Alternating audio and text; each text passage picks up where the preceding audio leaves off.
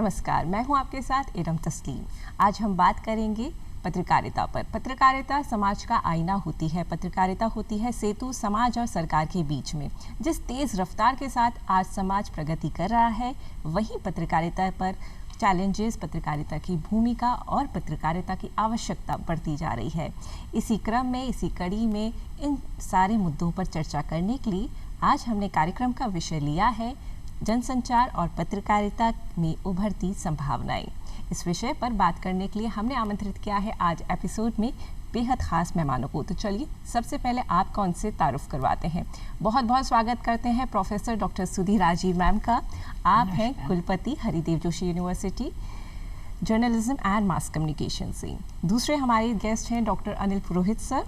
बहुत बहुत स्वागत है सर आपका। आप हैं global public health expert from Boston, founder Jodhpur school of public health. और साथ में हमारे हैं श्री जगदीश हर्ष सर। बहुत बहुत स्वागत है। आप हैं फाउंडर चेयरमैन मोबिलॉइड से।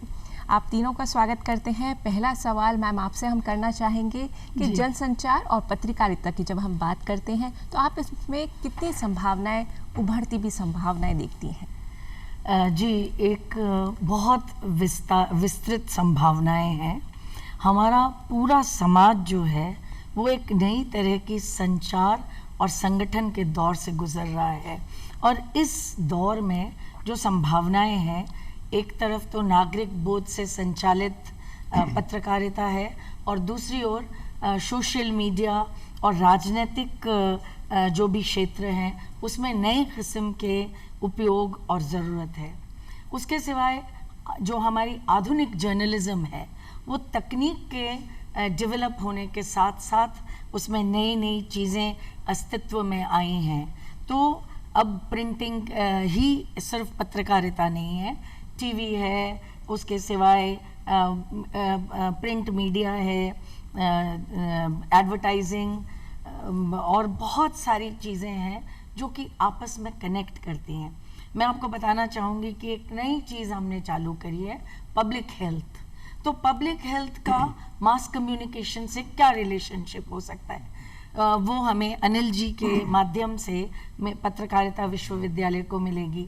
दूसरा, टेक्नोलॉजी का क्या उपयोग हो सकता है, एआई और दूसरी जो भी टेक्नोलॉजीज़ हैं उसका क्या उपयोग हो सकता है। तो ये सारी चीज़ें मिलकर और एक जो सेंटर ऑफ एक्सेलेंस हमने खोला है।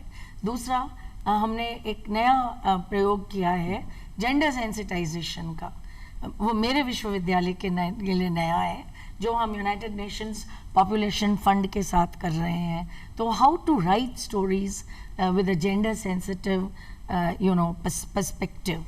सो अलग अलग तरीके की चैलेंजेस हैं और जैसे जैसे मीडिया अपना विस्तार कर रहा है, हमारे लिए भी नई नई चीज़ों का उपयोग और विस्तार करने की प्रयास कर रहे हैं। बहुत सुंदर मैम। नई नई चीज़ों का उपयोग, विस्तार और समय के साथ तकनीक जब आती है तो बहुत सारी अपने अंदर चीज़ें समाहित करती हैं। टेक्नोलॉजी को लेके बढ़ते हैं श्री जगदीश जी के पास। सर, आपसे जानना चाहेंगे कि टेक्नोलॉजी और जर्नलिज्म को क्यों एक साथ हमें देखना चाहिए? हाँ, ये एक नया दौर है जिसके अंदर अभी जर्नलिज्म के अंदर कंटेंट को क्रिएट करना, इकट्ठा करना और उसको प्रस्तुत करना जी। और हमारा जो आज का उपभोक्ता है वो एक नए दौर का उपभोक्ता है जो कि सक्रिय है, निष्क्रिय नहीं है। और वो सम्मिलित होना चाहता है उस कंटेंट के क्रिएशन में भी, उसके उपभोग में भी।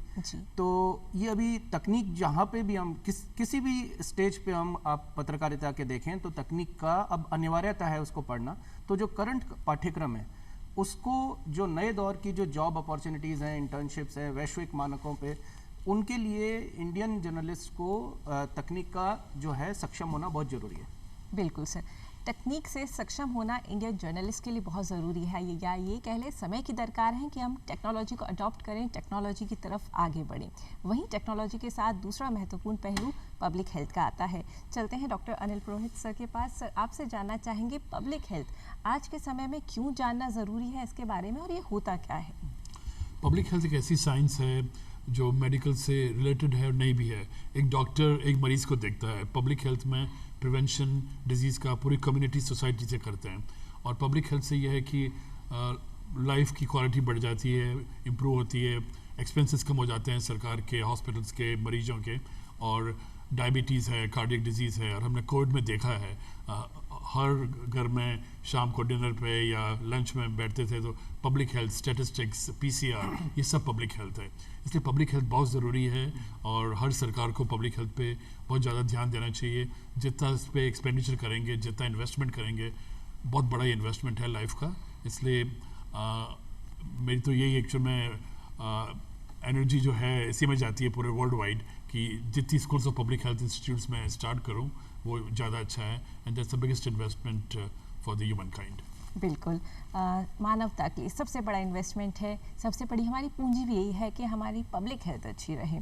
पब्लिक हेल्थ अच्छी रहेगी तो हमारा देश में जितनी सारी एस्पेक्ट्स हैं, ग्लोबल एस्पेक्ट्स हैं, इंटरनेशनल एस्पेक्ट्स हैं, सारी हम उसको बेहतर तरीके से चुनौतियों को हम पूरा कर पाएंगे। यहाँ पर एक सवाल ये आता है कि जब हम बात कर रहे हैं जनसंचार की, मास कम्युनिकेशन की, तो अपॉर्चुनिटीज़ हम देख रहे हैं। पब्लिक हेल्थ की बात हमने करी, तकनीक की बात करी, पर असल में कितनी अपॉर्चुनिटीज़ इस क्षेत्र में है मैम, अगर इसमें डिग्री हासिल करी जाए? आपसे जानना चाहेंगे। सबसे पहले तो अगर हम सरकारी क्षेत्र को देखें तो PRO और APRO की जो जॉब्स हैं वो आपके एकदम सीधी दिमाग में आती हैं। बिल्कुल। पर उसके सिवाय बहुत सारे नवाचार भी हुए हैं। सोशल मीडिया आया है, वेब जर्नलिज्म हुई है, एडवर्टाइजमेंट है, फिल्म मेकिंग है, वीडियोस बनाना है, एडिटिंग करना है, content writing, script writing, public health का काम करना है, टेक्नोलॉजी का काम करना है। तो हमने तो एक नया कोर्स चालू किया है public health and mass communication का, जो कि मेरे लेफ्ट और राइट में बैठे हुए जो आपके गेस्ट्स हैं अनिल जी और जगदीश जी, इन्होंने बहुत हेल्प करी है। उसमें डॉक्यूमेंट्री कर सकते हैं, यूट्यूबर बन सकते हैं। तो आपको सिर्फ सरकार पर ही डिपेंड नहीं करना है कि आपको एम्प्लॉयमेंट मिले, आप सेल्फ एम्प्लॉयड भी हो सकते हैं। और सबसे इम्पॉर्टेंट ये है कि क्षेत्रीय पत्रकारिता होनी बहुत आवश्यक है। गांव में बैठा हुआ आदमी अगर वर्ल्ड से ग्लोबली कनेक्ट हो सकता है तो ये जो हमने ग्रामीण पत्रकारिता पे जो वर्कशॉप करी थी, ये इसी मद्देनज़र करी थी कि हम किस तरह हमारे रूट से कनेक्ट हों और उन लोगों को जर्नलिज्म और मास कम्युनिकेशन से किस तरह वो लाभान्वित हो सकें, किस तरह वो आगे बढ़ सकें। और भी बहुत सारे क्षेत्र हैं, एडिटिंग है, इलेक्ट्रॉनिक मीडिया है, रेडियो पे काम करना है, तो अपार संभावनाएं हैं। और ये मैं तो आपको इस इतने समय के अंतराल में कुछ ही बता सकती हूँ, बट निश्चित रूप से सेल्फ एम्प्लॉयड जो आदमी होगा वो डेफिनेटली रेवेन्यू लाएगा और उससे हमारी नेशनल इनकम और नेशनल ग्रोथ होगी। और सोच जो है हमारा, जो एक सोच साझा करेगा एक समझदार ट्रेंड इंसान, तो मुझे ये लगता है कि ये सबसे इम्पोर्टेंट चीज़ है जो कि इन सब जो हम नए उपक्रम और नई चीज़ें कर रहे हैं उसका रिजल्ट आएगा। बिल्कुल, तो हम ये कह सकते हैं अपार संभावनाओं के साथ जनसंचार का क्षेत्र है जहाँ पर अनगिनत संभावनाएं हैं। ज़रूरत है तो आपके अंदर इंटरेस्ट की, जहाँ पर आप अपने इंटरेस्ट को समझ सकें और उस राह पर चल सकें जो आपकी अपनी हो। सर, बात टेक्नोलॉजी की हम कर रहे हैं, तो टेक्नोलॉजी की, जब डिजिटल टेक्नोलॉजी की बात आती है तो स्टूडेंट्स को आप कौन सी टेक्नोलॉजी सिखाने वाले हैं और उनकी उपयोगिता, एप्लीकेबिलिटी क्या होगी सर? हाँ, पत्रकारिता एक बहुत गतिशील क्षेत्र है और अभी एक AI वगैरह आने के कारण एक डिसरप्शन आ गया है, जॉब डिसरप्शन है। बिल्कुल। तो जो हम कोशिश कर रहे हैं सुधी जी के साथ मिलकर के, वो ये है कि करंट जो पाठ्यक्रम है उसके और जो जॉब्स की जो अपार संभावना है और डिजिटल पेमेंट्स के कारण जो एंटरप्रेन्योरशिप चालू होगी पत्रकारिता के क्षेत्र में, उसके बीच में एक ब्रिज स्थापित करेंगे टेक्नोलॉजी का। वो जो ब्रिज है वो blockchain, metaverse, artificial intelligence, AR VR से रिलेटेड होगा, जिससे कि क्योंकि जो जॉब्स का जो रूपरेखा है वो बिल्कुल चेंज होने वाली है। तो जॉब्स कुछ इस तरीके के दिखेंगे कि ये ड्रोन जर्नलिस्ट है, ये IoT का जर्नलिस्ट है, ये सेंसर का जर्नलिस्ट है, ये 360 डिग्री व्यू ऑफ ग्रामीण क्षेत्र का जर्नलिस्ट है। तो ये जो चीज़ें हैं, ये सारी जो जॉब्स का जो प्रोफाइल है जो चेंज होने वाला है और ऑलरेडी चेंज हो रहा है जब हम बात कर रहे हैं तब, तो इसके बीच का जो ब्रिज हम स्थापित करने की कोशिश कर रहे हैं। इसके अंदर जो हम पढ़ाएंगे उनको पहले तो हम 2 पार्ट में उसको डिवाइड करें। एक तो जो मौजूदा तकनीक है उसको वो यूज़ करें, लेकिन उससे भी ज़्यादा महत्वपूर्ण ये सुधी जी से जो बात हुई कि एक आधार शिला तय करें जिसमें कि उनको कंटिन्यूस लर्निंग का एक आधार दें, ताकि वो तकनीक तो चेंज होगी उनके लाइफ टाइम में, तो वो उसको अडॉप्ट करें एज अ जर्नलिस्ट, ताकि वो हमेशा रेलेवेंट रह सके वैश्विक मानकों के ऊपर। बिल्कुल, जो समाज को जब नई तकनीक मिलेगी तो निश्चित रूप से समाज हमारा आगे बढ़ेगा। इसी समाज को पब्लिक हेल्थ की भी ज़रूरत है। तो पब्लिक हेल्थ में अगर हम सर से बात करें, स्टूडेंट्स को आप किस तरह से सिखाने वाले हैं रिपोर्टिंग टेक्निक्स, स्किल्स, कौन कौन सी वो स्किल्स होंगी जो आप स्टूडेंट्स को सिखाएंगे सर? काफ़ी स्किल्स हैं जो पब्लिक हेल्थ एक अप्लाइड साइंस है। तो जैसे कि जर्नलिस्ट रिपोर्टिंग करते हैं इन्फॉर्मेशन, मिस इन्फॉर्मेशन।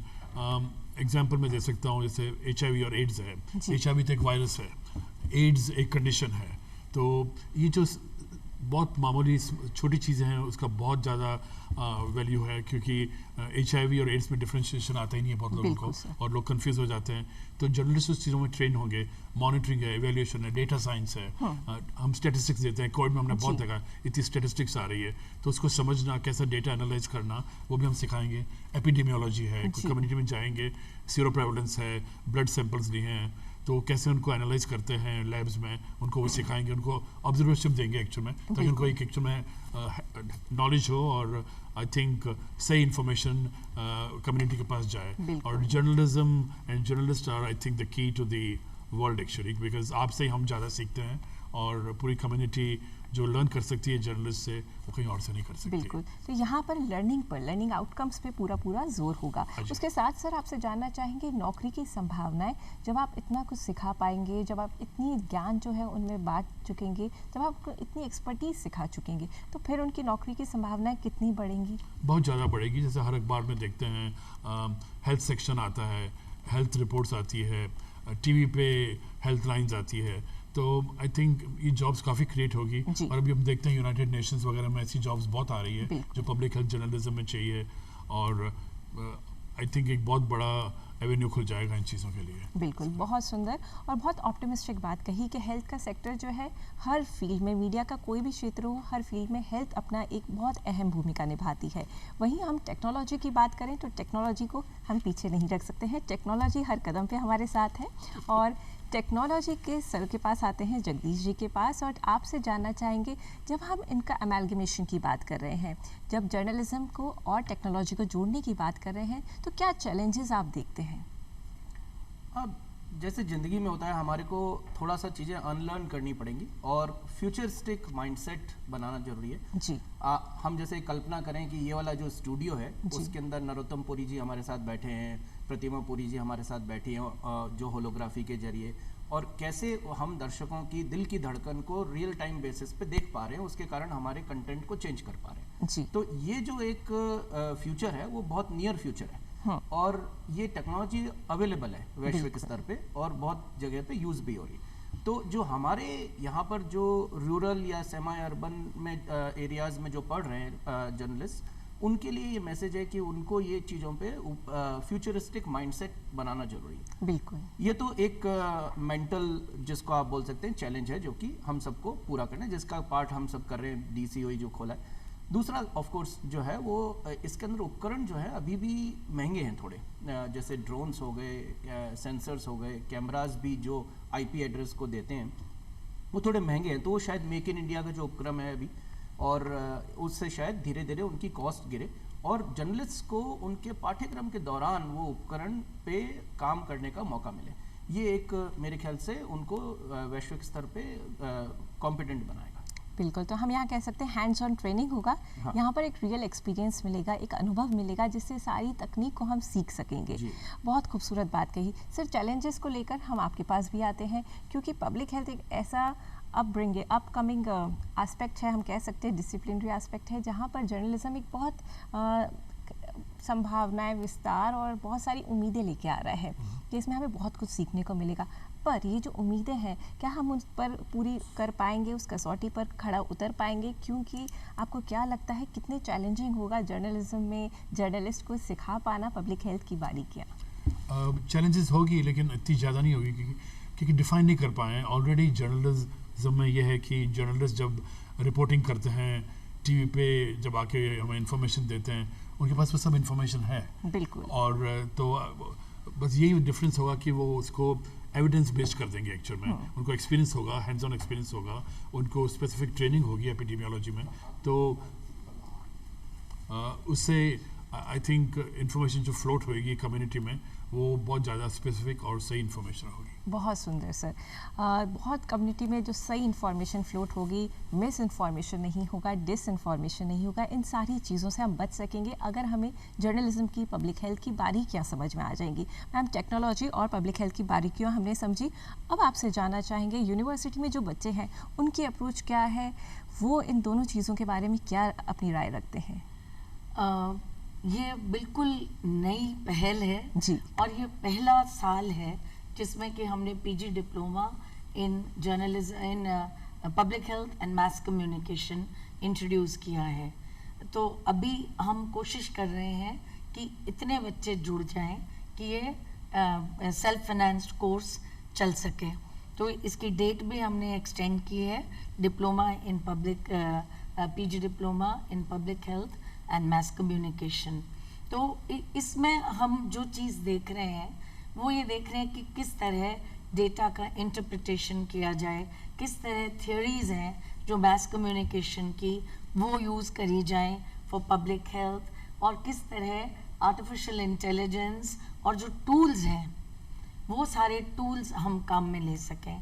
तो ये मेडिकल साइंस का जो कोर्स है वो नहीं है, but largely public health, because public health is everyone's concern.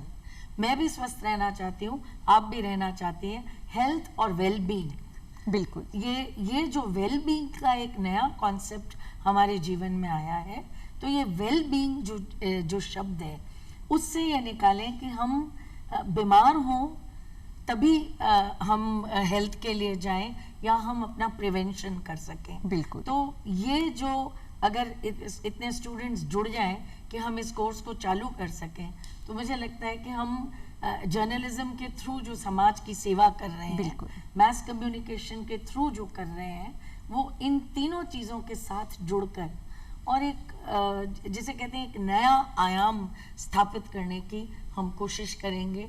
ये सारी चीज़ें स्टूडेंट्स के सामने है।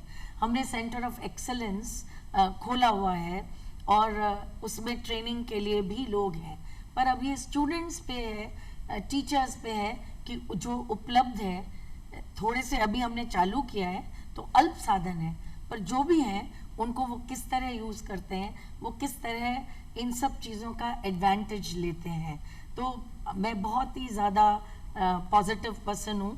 तो मुझे ये लगता है कि जब कोई चीज़ मुहैया कराई जाएगी तो 20 में से अगर 5 भी उससे बेनिफिट होते हैं तो उसका ट्रिकल डाउन इफेक्ट होता है ज़रूर। और उस ट्रिकल डाउन इफेक्ट से और लोग प्रेरित होंगे और इसके साथ जुड़ेंगे। निश्चित रूप से ट्रिकल डाउन इफेक्ट समाज पे पड़ेगा और समाज उससे ज़रूर लाभान्वित होगा। यही लाभान्वित कितना हो पाता है समाज, जगदीश जी के पास चलेंगे और आपसे जानेंगे सर कि जब train journalist, those who are trained in technology, वो समाज को जब केटर करेंगे तो किस तरह का बदलता हुआ समाज पे उसमें क्या फ़ायदा दिखेगा सर?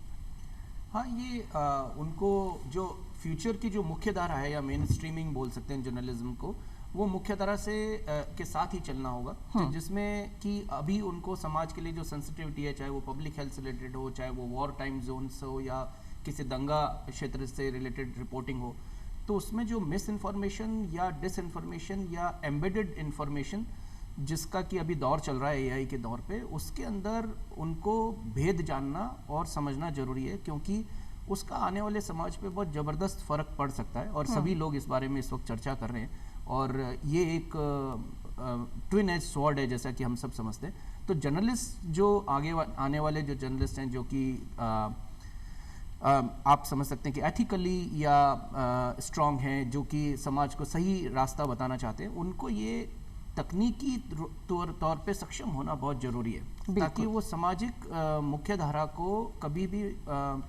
मिस इन्फॉर्मेशन गलती से भी ना दे दें, क्योंकि जो एम्बेडेड इन्फॉर्मेशन है एआई के दौर में, वो इतनी फाइन प्रिंट में होगी कि उसके लिए बहुत ज़बरदस्त आईक्यू चाहिएगी उसको डिस्टिंग्विश करने के लिए कि क्या सही है और क्या गलत है। बिल्कुल। तो ये बहुत ज़रूरी है कि वो उसका भेद समझें। और उसके लिए वो एआई या तकनीकी टूल्स यूज करके ही कर सकते हैं। बिल्कुल, सिर्फ ह्यूमन इंटेलिजेंस पे वो चीज नहीं हो पाएगी। हाँ, तो पूरा ज्ञान, पूरी जानकारी चीज़ों की जब होगी तो बेहतर तरीके से हम समाज को केटर कर पाएंगे, समाज की आवश्यकताओं को भी समझ पाएंगे और हमारी जिम्मेदारी भरी पत्रकारिता को भी हम समाज को दे पाएंगे। सर, पब्लिक हेल्थ की बात आती है, कौन सी ऐसा एस्पेक्ट है जो आप यहाँ पे इंगित करवाना चाहेंगे, हमारे दर्शकों तक लाना चाहेंगे जब जर्नलिज्म और पब्लिक हेल्थ साथ में चलेंगी? जब सबसे इम्पोर्टेंट तो ये होगा कि पब्लिक हेल्थ और जर्नलिज्म साथ चलेगा, एक सबसे इम्पोर्टेंट है बहुत जॉब्स क्रिएट होगी। तो हर स्टूडेंट वही देखता है कि नया कुछ रास्ता होए और कोई नई टेक्नोलॉजी ऐड करेंगे पब्लिक हेल्थ में, ऑलरेडी हो चुकी है तो वो भी हम ऐड करेंगे। दूसरा सबसे इम्पोर्टेंट ये होगा जर्नलिज्म और पब्लिक हेल्थ में, जो इंडिया से न्यूज़ जाएगी, हम कंपेयर करते हैं कभी न्यूयॉर्क टाइम्स, लंदन टाइम्स, वो बहुत ज़्यादा एविडेंस बेस्ड होगी न्यूज़, और जो दर्शक हैं और कम्युनिटी है वो सही नॉलेज पाएंगे इससे, जर्नलिस्ट से। कि काफ़ी बार ऐसा होता है, कोविड के टाइम हम देख रहे थे इतने लोगों की डेथ हो गई है, स्टेटिस्टिक्स ये है, और नेक्स्ट टाइम हम देखते हैं कि नहीं ये न्यूज़ गलत थी। तो ये चीज़ें सब सॉल्व हो जाएगी एक्चुअल में, और टेक्नोलॉजी इसमें बहुत बड़ा रोल प्ले करेगी बेसिकली। बिल्कुल, तो टेक्नोलॉजी बहुत बड़ा रोल प्ले करेगी। हमें ज़रूरत है कि हमें समाज को अगर बदलना है तो पब्लिक हेल्थ पे बहुत ध्यान देना पड़ेगा। वहीं अगर जनसंचार पे हम आते हैं, पत्रकारिता पर आते हैं, मैम आपसे बात करना चाहेंगे, ये डगर बड़ी मुश्किल है, हमारे पास करने को बहुत कुछ है, पोटेंशियल हम बहुत रखते हैं, लेकिन रास्ता जो है, राह में कांटे बहुत हैं। अगर हम बात करें विश्वविद्यालय की तो बहुत सारे चैलेंजेस अभी विश्वविद्यालय के सामने भी हैं, तो हम चाहेंगे आप उनकी बात करें और किस तरह से आप देखती हैं कि सारी डगर जो है हम इसको पार कर पाएंगे। एक सबसे बड़ा चैलेंज हमारे पास इंफ्रास्ट्रक्चर का है, तो उसका हम एड्रेस ऑलरेडी कर रहे हैं। हमें एक लैंड पूरी दहमी कला में मिल गई है, और जो फर्स्ट फेज़ है उसका कंस्ट्रक्शन अब ख़त्म हो चुका है या लगभग ख़त्म हो चुका है, तो एक बिल्डिंग हमारे पास आ जाएगी। इंफ्रास्ट्रक्चर के सिवाय जो नियुक्तियां हैं स्थायी, वो करने का भी काम चल रहा है। तो नियर फ्यूचर में टीचिंग और नॉन टीचिंग स्टाफ की वो ज़रूर होगी उपलब्धता। कुछ चीज़ें हैं जो हमें चाहिए चलाने के लिए, और स्टूडेंट्स ने इस बार बहुत अच्छा रिस्पांस दिया है। तो वो जो हमने ड्राइव चालू करी है कि और बहुत सारे लोग इस नए क्षेत्र से जुड़े हैं, और जो अकाउंटेबिलिटी है पत्रकारिता में, मास मीडिया में, तो एक ऐसे पत्रकार को तैयार करें जो कि समाज की चुनौतियों को का सामना कर सके और सच सामने ला सके, एक सोच लोगों में बांट सके और बता सके कि आप किसी के ओपिनियन को नहीं डायरेक्ट कर सकते हैं, पर आप एक सोच कर सकते हैं कि ऐसा होने से शायद ऐसा होगा। तो बहुत सारी चुनौतियां इंफ्रास्ट्रक्चर के रूप में हैं, रिक्रूटमेंट के रूप में हैं, बुक्स भी चाहिए ऑफ कोर्स। अभी हम तो 4 साल ही पूरे हुए हैं, 5वें साल में हमने प्रवेश किया है, उसमें से 2 साल कोविड में निकल गए, तो 2 साल में हमने करने की कोशिश की है और निरंतर नई चीज़ें हम जोड़ रहे हैं। बिल्कुल, यही साथ में आपसे ये भी पूछना चाहेंगे मैम, किन नए आयामों को आप छूने का प्रयास कर रहे हैं हरिदेव जोशी यूनिवर्सिटी में? जी मैम। और किस तरह से कौन कौन से आगे हम देखेंगे अचीवमेंट्स जो हरिदेव जोशी हासिल कर पाएगा? मैम, ये अचीवमेंट्स तो समय बताएगा आपको, पर निश्चित रूप से मैं ये कहना चाहूँगी कि पत्रकारिता तब तक सफल नहीं होगी जब हम हाशिए पर बैठे हुए इंसान की आवाज़ नहीं बनेंगे। दूसरा, जब तक हम जो आसपास के जो रीजनल लोग हैं उनके साथ नहीं जुड़ेंगे। इसके साथ साथ फ्यूचरिस्टिक होना भी बहुत इम्पोर्टेंट है। बिल्कुल। और हम नए MOU साइन करेंगे, जैसे हमने आपकी संस्था से किया है, ताकि हमारे स्टूडेंट्स को नेशनल और इंटरनेशनल एक्सपोजर मिल सके, हमारे टीचर्स जा सकें, नॉलेज का एक्सचेंज हो सके, स्टूडेंट्स को एक्सपोजर मिले, नई चीज़ों के लिए आदान प्रदान हो। और जो प्रिंट मीडिया है, डिजिटल मीडिया है, TV है, ये सारी जो चीज़ें हैं उसमें विद्यार्थियों को नौकरी मिल सके। बिल्कुल। तो हमने ट्रेनिंग एंड प्लेसमेंट सेल अभी चालू किया है। मेरे ख्याल से अभी 1 साल पूरा होने आ जाएगा या 9-10 महीने हुए हैं, तो उसके थ्रू भी हम काम कर रहे हैं। IQAC हमने सेटअप की है, इंटरनल क्वालिटी एश्योरेंस है। तो हम ये कह सकते हैं बहुत सारी चीज़ें हैं जो आ रही हैं और ग्राउंड लेवल पे उसका बहुत सारा इफेक्ट होगा, बहुत सारी तैयारियां हैं, बहुत सारी चुनौतियां हैं, लेकिन स्पिरिट हमारी हाई है। उसके साथ जगदीश सर आपसे फाइनल कमेंट्स हम लेना चाहेंगे बहुत संक्षिप्त में सर। हाँ जी, ये सारा उपक्रम इसीलिए है कि यहाँ पे जो हमारे जर्नलिज्म के स्टूडेंट्स हैं उनको हम जॉब अपॉर्चुनिटीज़, इंटर्नशिप अपॉर्चुनिटीज़ और जो कॉरपोरेट सेक्टर में या डेवलपमेंट सेक्टर में जो मीडिया के लोगों की जो नीड है उसको यहाँ ये यूनिवर्सिटी पूरा कर सके। बिल्कुल सर। और वो क्योंकि ज़मीन से जुड़े हुए लोग हैं तो मेरे ख्याल से वो ज़्यादा जस्टिफाई कर पाएंगे उन चीज़ों। बिल्कुल sir, final comments. Thank you so much sir, बहुत अच्छी इंसाइटफुल आपका कमेंट था। और उसके साथ ही अनिल पुरोहित सर के पास जाते हैं हम। पब्लिक हेल्थ डेफिनेटली ये जो डिग्री कोर्स स्टार्ट कर रहे हैं, पोस्ट ग्रेजुएट डिप्लोमा, उससे ये ज़रूर एक फ़ायदा होगा कि यूनाइटेड नेशंस WHO में जॉब्स बहुत आएगी और इंडिया जो रियल जो ग्राउंड वर्क है और ग्राउंड पे जो होता है वो इन्फॉर्मेशन बाहर तक जाएगी। और इंडिया एक बहुत बड़ा एग्जांपल है। इंडिया ऐसी जगह है जहाँ आई थिंक सारी दुनिया है यहाँ पर, कश्मीर से कन्याकुमारी नहीं लेकिन जापान से America, Australia, you can learn everything in India. जैसे IV ड्रग अब्यूजेस हैं, इन्फेक्शंस हैं, टेक्नोलॉजी है। सो आई थिंक ये सब जो इन्फॉर्मेशन टेक्नोलॉजी जर्नलिज्म को ऐड करके पब्लिक हेल्थ, एक ग्लोबल पब्लिक हेल्थ का बहुत बड़ा एरिया बन जाएगा इंडिया। बिल्कुल, बहुत वाइड एस्पेक्ट्स हैं, हम कह सकते हैं अपार संभावना है जनसंचार के क्षेत्र में और ये उभरता हुआ क्षेत्र आपको ज़रूर नौकरी दे सकता है। अगर आपका इंटरेस्ट है तो ज़रूर अपनी किस्मत आजमा के देखिए और ज़िंदगी में कुछ बेहतर अगर आप करना चाहते हैं तो पत्रकारिता एक अच्छा ऑप्शन हो सकता है। इसी पॉजिटिव नोट पर डॉक्टर प्रोफेसर सुधीराजी मैम आपका, जगदीश सर आपका, अनिल पुरोहित सर आपका, आप तीनों का बहुत बहुत धन्यवाद देंगे और यही कहेंगे आपको कि ज़िंदगी में मुश्किलें करती हैं सबको तंग, जीत जाते हैं वो जो हिम्मत रखते हैं संग। अब इजाज़त दीजिए इरम तस्लीम को, नमस्कार।